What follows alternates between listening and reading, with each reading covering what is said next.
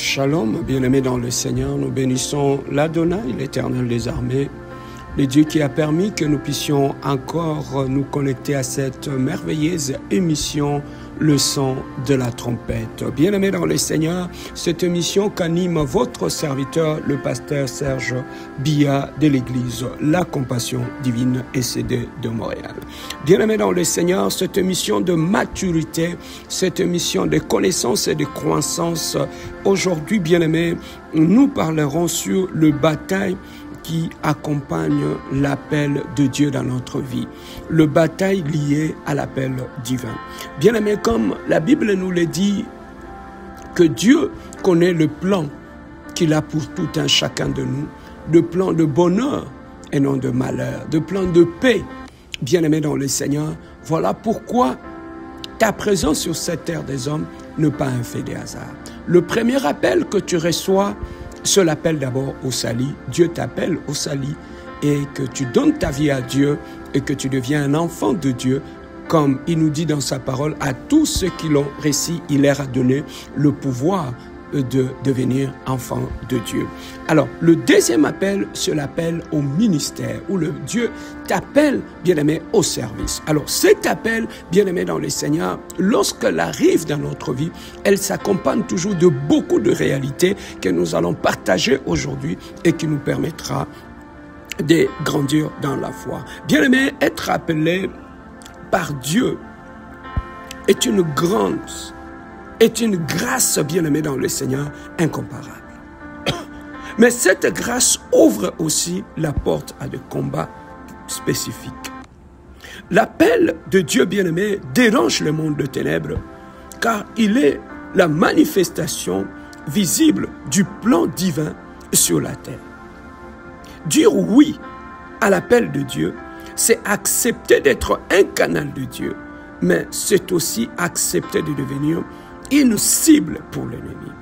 Pourtant, ces luttes ne sont pas là pour t'anéantir, mais elles sont des instruments de formation, de force spirituelle qui te rendent apte, mieux et affermi pour accomplir la mission de Dieu. Alors, nous commencerons d'abord la première bataille qui se manifeste lorsque tu reçois l'appel de Dieu, que ce soit au ministère, que ce soit au service de Dieu. La première bataille dont nous faisons face, c'est d'abord la bataille qui est liée à l'identité. Pourquoi la bataille liée à l'identité? Bien-aimé, le premier terrain d'attaque de l'ennemi, c'est ton identité spirituelle. Le diable cherchera toujours à te faire douter de ce que Dieu a dit de toi. Jésus lui-même a été confronté à cela dans le désert. Comme lorsque le diable lui disait, si tu es le Fils de Dieu, tu trouveras ça dans Matthieu chapitre 4, verset 3. Bien-aimé, comprends que si l'ennemi attaque ton identité, c'est parce qu'il sait que tu es dangereux pour son royaume. Tu dois donc être enraciné dans la parole de Dieu et dans les promesses de Dieu pour rester inébranlable. Bien-aimé, dans la vie chrétienne, la connaissance de ton identité te donnera un pouvoir. La connaissance de ton identité, bien-aimé, t'empêchera d'accepter n'importe quoi qui vient de l'ennemi. Le diable cherchera à te faire croire que tu es une autre personne, que tu es un veau à rien, que Dieu ne t'aime pas, que tu n'es rien pour Dieu. Mais bien-aimé dans le Seigneur, lorsque tu connais ton identité en Jésus, que je suis un enfant de Dieu, je suis un appelé de Dieu, malgré mon passé, malgré mes failles, malgré mes batailles, malgré mes erreurs du passé, je suis un enfant de Dieu, j'ai été créé à l'image de Dieu et il y a un avenir devant moi. Voilà pourquoi, bien-aimé dans le Seigneur, pour t'affaiblir lorsque tu reçois l'appel de Dieu et pour te pousser à douter de ton appel, le diable attaquera d'abord ton identité pour t'affaiblir. Bien-aimé dans le Seigneur. Alors ça faisait partie de la première bataille qui survient lorsque tu reçois l'appel de Dieu, bien-aimé dans le Seigneur. Alors, le deuxième appel que nous recevons dans le Seigneur, lorsque nous recevons l'appel de Dieu, bien-aimé dans le Seigneur, le deuxième appel que nous recevons dans le Seigneur, c'est aussi cet appel qui est attaché à la bataille de l'incompréhension et du rejet.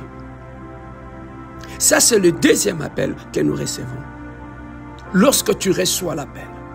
Alors, très souvent, le premier à s'opposer à ton appel seront ceux qui te connaissent le mieux. Par exemple, ta famille, tes amis ou ton entourage. Jésus l'a expérimenté aussi. Un prophète n'est méprisé que dans sa patrie, comme nous le dit la Bible dans le livre de Marc, chapitre 6, verset 4. Le danger ici, c'est de chercher la validation des hommes et de tomber dans la frustration. Le rejet est une preuve que tu n'es pas envoyé pour plaire aux hommes, mais pour accomplir la volonté de Dieu. C'est ce qui arrive souvent, bien-aimé dans le Seigneur, lorsque tu reçois l'appel de Dieu. Ceux qui ont grandi avec toi, ceux qui ont vu ton passé, ceux qui te connaissent, ta famille, ton entourage, tes amis, des fois ils auront du mal à accepter ton appel. Voilà pourquoi beaucoup de gens bien-aimés dans le Seigneur se sont sentis découragés et frustrés. Pourquoi? Parce que les gens qui sont tout autour de toi les ont découragés pour leur dire que tu n'es pas digne d'être appelé par Dieu. Tu n'es pas digne de servir Dieu. Vis ton passé, vis ce que tu as fait. Non, Dieu ne peut pas t'appeler avec cela. Bien-aimé, Dieu n'appelle pas les gens qui sont qualifiés, mais il appelle des gens qui sont disqualifiés par les hommes pour que lui-même puisse les qualifier. Dieu, bien-aimé dans le Seigneur, la Bible nous dit de la poussière, il ramasse l'indigent et il l'élève. Bien-aimé dans le Seigneur, c'est très souvent les amis de l'au-débat qui nous combattent lorsque Dieu nous appelle à la table du roi. Alors regardez vers celui qui t'appelle et ferme les oreilles par rapport aux commentaires, par rapport au découragement des gens qui sont tout autour de toi. Ferme les oreilles par rapport aux amis avec lesquels tu péchais, tu chillais, tu faisais n'importe quoi. Bien-aimé, ferme les oreilles parce qu'ils ne te laisseront pas les délaisser et répondre à l'appel de Dieu. Mais lorsque tu ressens l'appel de Dieu, bien-aimé dans le Seigneur, ferme tes oreilles par rapport à ce que les gens te diront. Le troisième bataille qui se manifeste lorsque tu reçois l'appel de Dieu, c'est la bataille du caractère et de la sanctification. L'onction attire, mais seul un caractère solide peut la supporter. Un appel puissant, sans un caractère transformé, devient un piège mortel. Moïse, malgré son intimité avec Dieu, a été privé de Canaan à cause d'un excès de colère. Ça, tu peux voir ça dans le livre de Nombres, chapitre 20, versets 11 à 12. Bien-aimé, ta plus grande victoire ne sera pas sur le démon, mais sur toi-même. La sanctification et la maîtrise de soi sont des socles qui soutiendra ton ministère. Voilà pourquoi, bien-aimé dans le Seigneur, lorsque tu reçois l'appel de Dieu, là où tu as vécu, tu as développé des habitudes, des caractères. Mais lorsque tu reçois l'appel de Dieu, bien-aimé, laisse-toi que Dieu puisse façonner une nouvelle personne en toi. Sois comme de l'argile entre les mains du potier. Laisse-toi façonner par Dieu, bien-aimé dans le Seigneur. Ne lutte pas avec Dieu. N'impose pas à Dieu qu'il puisse accepter et bâtir sur les anciennes ruines. Non, bien-aimé, tout ce que Dieu a trouvé en toi, Dieu va commencer d'abord par les détruire avant de placer un nouveau fondement et de commencer à bâtir une nouvelle personne dans ta vie. Alors, le quatrième, bien-aimé dans le Seigneur, lutte qui apparaissent suite à notre appel, c'est la bataille du découragement et de l'opposition. Quand tu commences à obéir à Dieu, l'opposition s'élèvera. Des résistances spirituelles, des critiques ou des portes fermées peuvent te donner envie d'abandonner.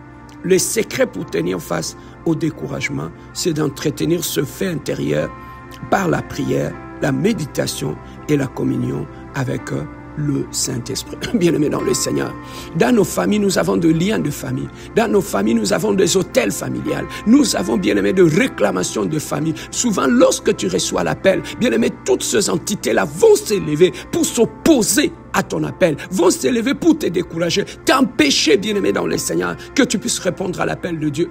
Parce que toutes ces entités t'appellent à servir le Dieu de ta famille, t'appellent à rester sous l'emprise de homme fort de la maison de ton Père. Mais bien-aimé, voilà pourquoi toutes ces entités-là, quand tu reçois l'appel, bien-aimé, ça s'élève pour t'empêcher de répondre à l'appel de Dieu. Mais résiste contre cela. Le cinquième, bien-aimé, bataille qui se manifeste, c'est la bataille des tentations. Plus ton appel est grand, plus l'ennemi intensifiera les tentations. Elles peuvent prendre la forme de l'orgueil, de la convoitise, du compromis ou de corruption. Joseph, pourtant jeune, a résisté à l'appel de la chair et a choisi l'intégrité. Genèse 39, 7 à 9. Ta pureté est bon plus grand bouclier, car un seul compromis peut détruire les années de préparation. Voilà pourquoi, bien-aimé dans le Seigneur, lorsque tu réponds à l'appel de Dieu, le monde te réclamera, la chair te réclamera, tes anciennes copines, tes anciens copains, tes ex vont te réclamer. Mais bien-aimé dans le Seigneur, pour te plonger à l'impureté, afin que tu sois disqualifié. Mais bien-aimé, lorsque tu reçois l'appel de Dieu, dis non au péché du passé, dis non au péché caché, dis non au péché, bien-aimé, du passé, pour ne pas retomber à cela. Alors, le 6e bataille, c'est la bataille qui est liée aux ressources. Beaucoup abandonnent parce qu'ils ne voient pas de soutien financier ou humain. Mais Paul déclare, j'ai appris à être content dans l'état où je me trouve. Philippiens chapitre 4 verset 11. Comprends que ton appel n'est pas limité par les moyens. C'est Dieu lui-même qui est ton pourvoyeur. Quand tu es fidèle, il suscitera des instruments pour t'appuyer au temps convenable. Bien-aimé dans le Seigneur, ne néglige pas ton faible commencement. Le commencement a toujours été difficile. Mais avec le temps, Dieu lui-même, comme il t'a donné la vision, il pourvoira par rapport à la provision et tu avanceras par la grâce de Dieu. Alors, le 7e bataille, c'est la bataille du temps et de la patience. L'appel est immédiat, mais l'accomplissement est progressif. David a été un roi, mais il a attendu des années, passant par des épreuves avant de régner. 1 Samuel chapitre 16, 2 Samuel chapitre 5. Dieu utilise le temps comme une école. L'école de la patience et de la fidélité et de l'humilité. Ne précipitez pas les choses. Laisse le Seigneur te bâtir dans le secret, car un appel précipité devient un appel avorté, bien-aimé dans le Seigneur. Ne te compare à personne. Attends le temps de Dieu. Ne compare jamais ton ministère, ton appel à d'autres appels. Bien-aimé, nous sommes uniques. Dieu nous conduit à sa façon, bien-aimé dans le Seigneur. Ne force pas le processus. Attends le temps de Dieu et avance calmement. Bien-aimé, en conclusion, qu'est-ce que je peux dire? L'appel attire forcément de batailles. Mais ces batailles sont en réalité de bénédictions déguisées. Elles forgent ton caractère, affermissent ta foi et confirment ton mandat. Si l'ennemi s'acharne contre toi, c'est parce que ton appel est réel et porteur d'impact. Tiens ferme.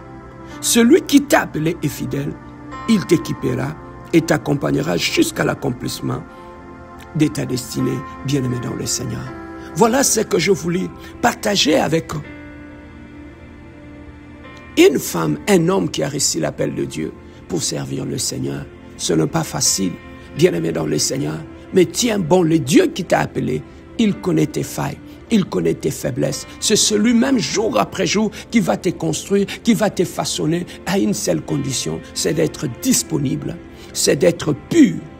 C'est d'être dans la sanctification, c'est de marcher dans la crainte de Dieu afin de laisser Dieu continuer à te construire. Reste en prière, bien-aimé dans le Seigneur. Ne rentre pas plus dans la boue où tu étais du passé. Ne rentre plus dans la saleté, bien-aimé dans le Seigneur. Dieu nous appelle pour la pureté, pour une nouvelle vie, comme il a dit. Voici, toutes choses sont devenues nouvelles et les choses anciennes sont passées. Apprends à tourner la page du passé, bien-aimé dans le Seigneur, et avancer. Lorsque tu reçois l'appel, c'est comme Abraham qui a reçu l'appel de mourir. Lorsqu'il est arrivé au bas de la montagne, il y a des serviteurs qui ont resté. Il est monté juste lui et son fils. Il y a des gens, lorsque tu reçois l'appel, tu dois les laisser au bas de la montagne et monter seul pour aller t'offrir comme sacrifice pour Dieu sur la montagne. Parce qu'il y a des choses que Dieu va t'imposer. Il va te dire, tout le monde, bien-aimé, ne sera pas apte à le supporter ou à l'écouter. Mais Dieu, bien-aimé dans le Seigneur, t'accompagnera. Voilà pourquoi sois prêt à abandonner des gens que tu peux abandonner. Je t'assure que tu perdras des amis,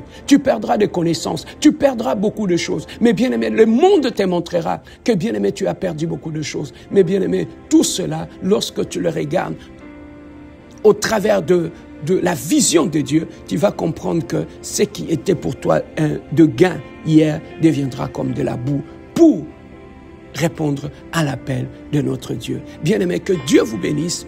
Était votre serviteur, le pasteur Serge Biya, le pasteur leader de l'église La Compassion Divine SCD de Montréal. Que Dieu vous bénisse.